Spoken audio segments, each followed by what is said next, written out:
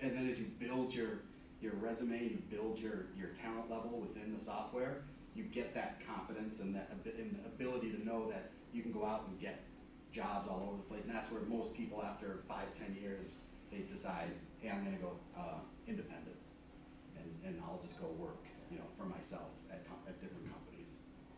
So what SSG does, we're a consulting firm.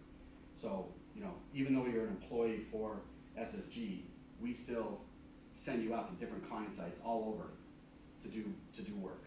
So you're doing consulting work versus, you work at a company and you're always just doing work for that same company. So that's another big difference. So that depends on what, your personality type. Me, I like to be in one place for too long. So I like going, 6 weeks here, now I get to go to Dallas, 6 weeks in Dallas, and then I, go somewhere else. And new problems, new challenges, new solutions. So that's just how my brain works. So just one of the questions that everyone has is this for me? Well, So I will say the question about that is, what kind of a baseline kind of talent do I need to have to be successful in building this skill? Sure. I'd say, it does take, kind of to go back to that data scientist question that you had, there is that component. Like you don't need to be great in math, or you don't need to be great in, any kind of one discipline. You have to have that mind to be a problem solver and be creative. So I can take one business requirement and I can think of, 6 different solutions that how to solve that just with Informatica, just with the tools that I have. There's many different ways to tackle these problems. So it's kind of that problem solver, that creative kind of thinker, that lends itself, better to that sometimes. And even within, once you get into this industry, there's, I have people that work for me that say, I only write code, I don't even like to talk very much, so, and they're great at that, and here's what you need to do, and they're great. And then I have other people, who like, hey, I want to interact with the client a bunch, and I want to, do pre-sales calls with you, and I want to do all, a bunch of other things, and write code. So there, there's different layers and different levels once you get into it.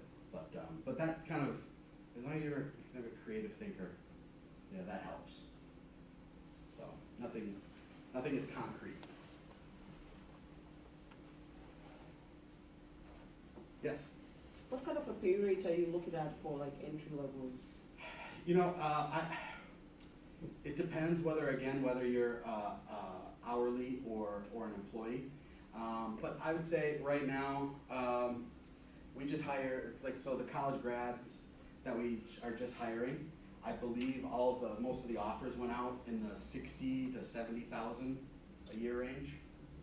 So from an hourly standpoint, starting from $40 to $50 an hour.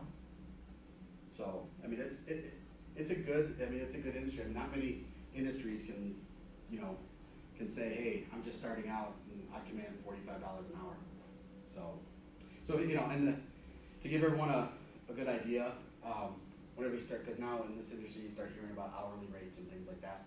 So whatever the hourly, if I say it's $50 an hour, you times it by 2. There's 2,000 consulting hours in a year. So you can say $50.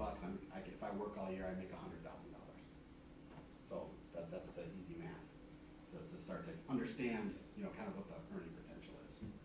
So, and to be completely honest, to the point in my career, like I said, I've been doing it 15 years, doing some of this data masking work, and all my other experience, I can command, I've had companies pay $235 an hour for me. And so there's very, very high potential. So, it took 15 years to get to that point, but the point is I want to see that there is really, unlimited potential in terms of where you can get to. Does that answer? Does that make sense? Okay.